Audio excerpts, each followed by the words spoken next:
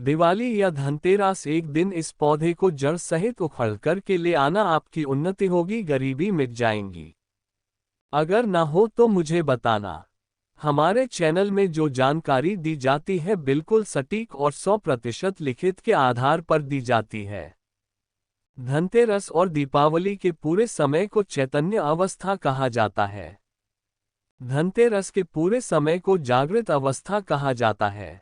इस समय भगवान धन्वंतरी गुण रूप से अपनी शक्ति के साथ जागृत अवस्था में होते हैं और माता लक्ष्मी हमारे पृथ्वी लोक पर इस तरह पर पूरा वो इसलिए के कारण 5 दिनों तक जंतु में जागृत अवस्था होने के कारण अर्थात माता के आने के कारण ये सब जागृत अवस्था में हो जाते हैं, चैतन्य हो जाते हैं और ये अपना प्रभाव जीतने भी पेड़ पौधे जड़ी बूटी है ये तत्काल दिखाते हैं। दोस्तों, पेड़ पौधों में ऊर्जा होती है, इसलिए पेड़ पौधे हमारे लिए परम पूजनीय है।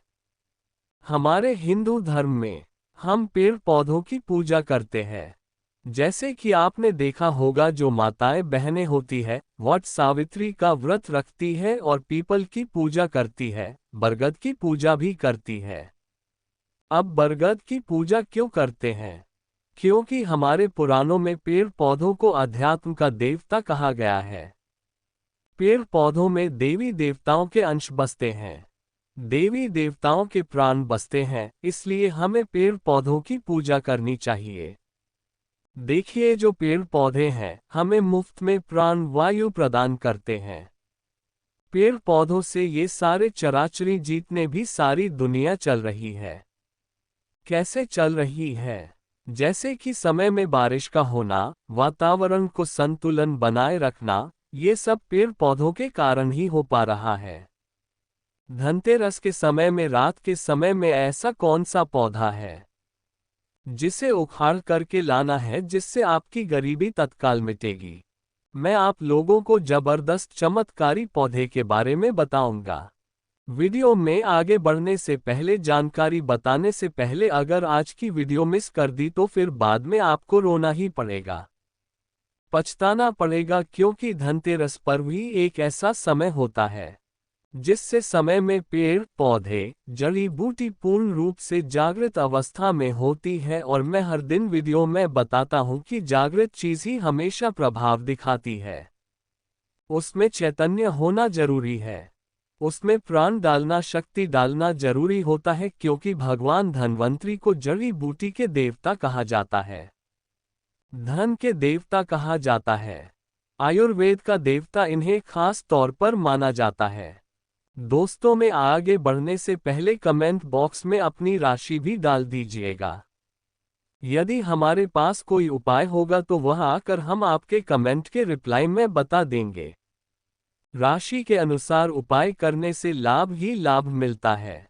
दोस्तों, धनतेरस के समय में कोई भी पौधे को लाते हैं तो आपको मंत्र जाप करने की जरूरत नहीं पड़ती, उसे सिद्ध करने की जरूरत नहीं पड़ती।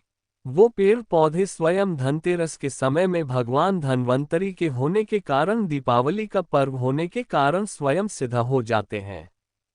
बस धनतेरस के समय में इन पेड़ पौधों को आपको अपने घर में लाना चाहिए। तो कौन से ऐसे पौधे हैं जिससे पौधे को घर में लाने से व्यक्ति की गरीबी मिटती है, दुर्भाग्य दूर होता है? वीडियो में मैं आप लोगों को सारी जानकारी विस्तार से बताऊंगा। अगर आप भी माता लक्ष्मी के सच्चे भक्त हैं तो वीडियो को लाइक कर चैनल को सब्सक्राइब जरूर करना। कमेंट बॉक्स में जय माता दी जरूर लिखना। आइए इस वीडियो में जानते हैं कौन से पौधे को हमें धनतेरस के समय में लाना चाहिए। प्रथम पौधा है सहदेवी। अभी मैं आप लोगों को सहदेवी की जानकारी बता रहा हूं, ध्यान से सुनना। देखिए, सहदेवी जो है, अगर आपको किसी भी प्रकार की, जैसे कि दैनिक, दैविक और शारीरिक किसी भी प्रकार का कष्ट है, आप चाहते हैं इससे तत्काल दूर करना, तो रामबाण से भी मोह के तीव्र रूप से काम करता है। सहदेवी का पौधा दैहिक, दैविक और भौतिक ये सभी प्रकार के कष्टों को तत्काल दूर करती है। तंत्र शक्ति एवं, ध्यान से सुनना, तंत्र शक्ति एवं भौतिक सुखों को प्रदान करने के कारण इस पौधे का नाम देवी पद से प्राप्त मिला है। इसे सहदेवी कहा जाता है। ये सभी वनस्पतियों की देवी है, माँ है, इसलिए इस पौधे को सहदेवी कहा जाता है। अगर आपको समझ में नहीं आ रहा है सहदेवी का पौधा कैसा होता है तो इस प्रकार से हमारी वीडियो में देख लीजिए। किसी को कहते हैं जयदेवी का पौधा। अगर आप गांव में रहते हैं तो बहुत ही आसानी से ये पौधे देखने को मिल जाते हैं। शहर में रहते हैं तो कई जगह जो बंजर जमीन रहती है, जहां पर खेती वगैरह नहीं होती, वहां पर ये पौधे बिना उगाए ही उग जाते हैं। धनतेरस में आप कहीं भी ग्रामीण इलाकों में रहते हैं, खेती खलियानी में चले जाए या फिर जो नहर वगैरह होती है या फिर जो नदी के किनारे, वहां पर ये पौधे बहुत ही आसानी से मिल जाते हैं। शहर में रहते हैं तो फिर भी ये ढूंढने से मिल जाते हैं। नदियों के तट पर भी बिना उगाए ही उगे होते हैं। तो आइए मैं आप लोगों को इसके लाने के फायदे बताना चाहूंगा और इसे कितने लाना चाहिए ये भी मैं आप लोगों को बताऊंगा। तो देखिए, हमारे धर्मशास्त्र कहते हैं कौन सी के साथ गमले में इस पौधे को लगाने से बगल में तुलसी का पौधा लगाए और तुलसी के बगल में गमले के साथ में इस पौधे को लगाए। और अगर तुलसी के साथ इस पौधे को अपने घर में लगा करके पूजा अर्चना करते हैं तो सभी प्रकार की लौकिक सुखों की प्राप्ति होती है। इससे भगवान धन्वंतरी प्रसन्न होते हैं। तुलसी के पौधे के साथ इसे लगा देते हैं तो फिर इसके जो प्रभाव है कई गुना बढ़ जाते हैं, क्योंकि इस पौधे को साक्षात मां दुर्गा का स्वरूप माना जाता है, इसलिए इसे देवी पति प्राप्त है। ये सभी प्रकार की बीमारियों को दूर करने में समर्थवान है। ये सभी प्रकार की सिद्धियों को देने वाली कही गई है। कभी इसके बारे में मैं आप लोगों को जो पुराणों में जानकारी लिखी है, जैसे कि हमारी वनस्पति शास्त्र है, इसमें जानकारी लिखी है। हमारे तंत्र जो बुक है उसमें जानकारी लिखी है, उसके बारे में मैं आप लोगों को अच्छे से वीडियो बना करके बता दूंगा। तो चलिए मैं आप लोगों को इसके अनगिनत एवं चमत्कारिक प्रयोग बताने का प्रयास करूंगा। तो तकिए के नीचे इसकी जड़ को रखने से बहुत से आप में से लोग बोलते हैं ना कि गुरुजी हमें नींद नहीं आती। तकिए के नीचे इसकी जड़ को रखने से गहरी नींद आती है, या फिर बेड के नीचे इसके पौधे को रखने से आपको बिल्कुल ही कह रही है नींद आना शुरू हो जाएगी। अनिद्रा की बीमारी को दूर करने का ये रामबाण पौधा है। इसे हाथ में रख करके कोई भी मंत्र जपते हैं तो जल्दी सिद्धि की प्राप्ति होती है। यहाँ तक कि भूत भविष्य वर्तमान तक की सिद्धि आप इसे प्राप्त कर सकते हैं, वो भी मंत्रों के माध्यम से। दोस्तों, इसकी जड़ का तिलक लगाने से यह हमारे शरीर में सम्मोहन शक्ति को बढ़ाता है। अगर आप किसी का वशीकरण करना चाहते हैं, अगर आप कोई बड़े पद पर हैं, आप चाहते हैं कि सब लोग आपको देख करके मोहित हो जाए, या फिर आप प्रवचन करते हैं, आप चाहते हैं कि आपकी बात हर कोई सुने, तो इसका तिलक लगा करके आप जो है सभा में जाए। सभी लोग आपकी तरफ मोहित हो जाएंगे, आप ही को देखेंगे, आपकी बात को मानेंगे, यानी आपके बंधन में बंध जाएंगे। हमारे धर्मशास्त्र कहते हैं, कौन से धर्मशास्त्र कहते हैं, जैसे कि वनस्पति शास्त्र है। इसमें लिखा है कमर में बांध करके, अगर इसे कमर में बांध लिया जाए, लाल कलर के कपड़े में लपेट करके और संबंध बनाया जाए, तो ये विजय का स्तंभन करता है।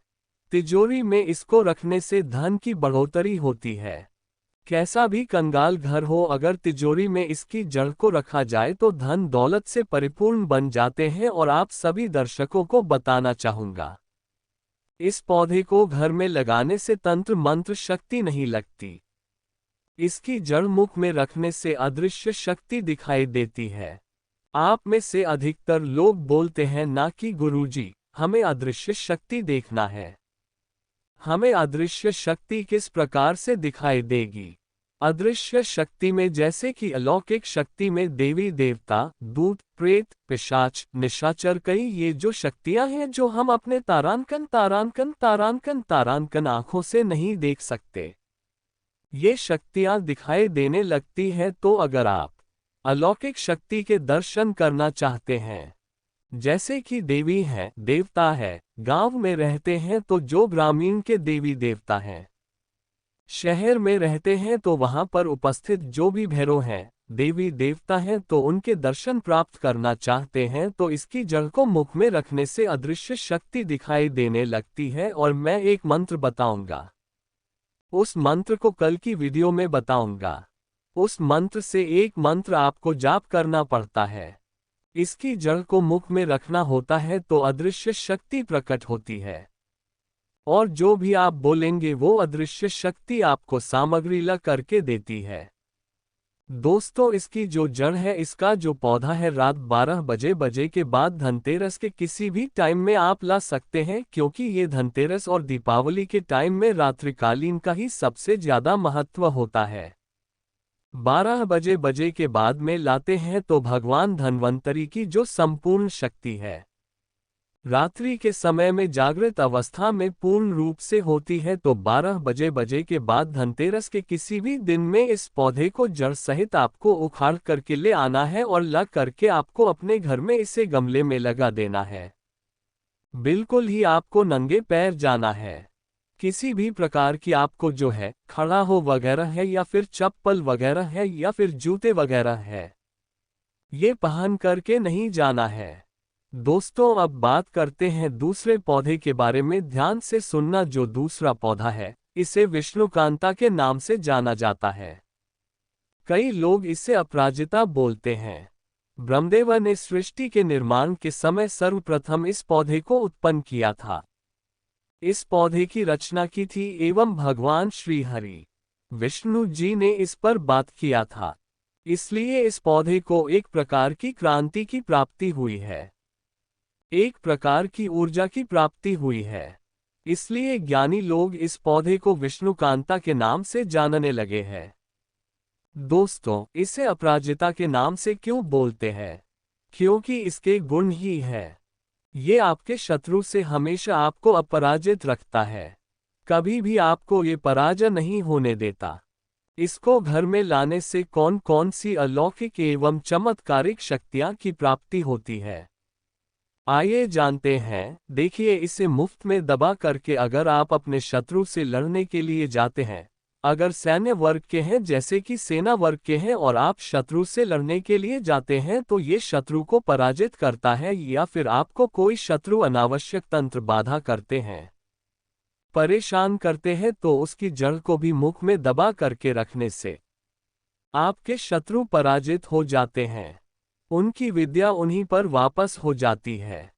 इसे सिद्ध करके हाथ में बांध करके युद्ध किया जाए, और अगर कोई व्यक्ति आपको तलवार से मारता है तब भी तलवार का कोई असर आप पर नहीं पड़ेगा। लेकिन एक मंत्र होता है, उससे आपको सिद्ध करना होता है। ये पौधा लक्ष्मी को प्रिय होने के कारण अगर आप ये पौधा धनतेरस के समय में घर में लगा करके रखते हैं तो सुख संपत्ति एवं नाना प्रकार के दो की प्राप्ति होती है। पेड़ पौधों को आप साधारण मत समझना। ये जो पौधा है विष्णुकांता, जैसे हम अपराजिता बोलते हैं, ये साक्षात माँ लक्ष्मी का स्वरूप है। इसमें स्वयं लक्ष्मी जी बसती है। धनतेरस में इस पौधे को घर में लगाने से जैसे जैसे इस पौधे में वृद्धि होती है, जैसे जैसे इस पौधे का आकार बढ़ता है, जैसे जैसे इस पौधे में फूल फैलाते हैं, वैसे वैसे व्यक्ति के घर में धन धान्य की प्राप्ति होती है, व्यक्ति के घर में धन दौलत की बढ़ोतरी होती है। दोस्तों, इस पौधे के पुष्प धनतेरस के दिन ध्यान से सुनिएगा। इस पौधे के पुष्प धनतेरस के दिन भगवान धन्वंतरी को चढ़ाने से सभी प्रकार की सिद्धि एवं भोगों की प्राप्ति होती है। अगर आप चाहते हैं आपको सभी प्रकार के भोगों की प्राप्ति हो जाए, सभी प्रकार की सिद्धियों की प्राप्ति हो जाए, तो धनतेरस के दिन इस पौधे के सफेद कलर के पुष्प भगवान धन्वंतरी को चढ़ा देना। हम 101% गारंटी आपको देते हैं, जिसके पुष्प चढ़ाने के बाद सलमान धन्वंतरी आपसे प्रसन्न हो जाएगी और आपको सभी प्रकार के अलौकिक सुख प्रदान करेंगे, सभी प्रकार के आपके मनोरथ को पूर्ण करेंगे, सभी प्रकार की आपकी जो कामना है उस कामना को सिद्ध करेंगे। ये पौधा धनतेरस में सूर्य उदय से पहले लाना होता है। इस पौधे को धनतेरस के समय में सूर्य उदय से पहले लाने का विधान है। तो दोनों पौधे लाने से पहले हमने आज की इस वीडियो में 2 पौधे बताए। चमत्कारी पौधे। ये दोनों पौधे धनतेरस के समय में आप किसी भी दिन ला सकते हैं। ये दोनों पौधे लाने से पहले उन्हें अक्षत को दिखा प्रार्थना करनी है। इन्हें निमंत्रण देने की कोई जरूरत नहीं है। धनतेरस के समय में आप किसी भी टाइम में ला सकते हैं। बस आपको निमंत्रण किस प्रकार से देना है।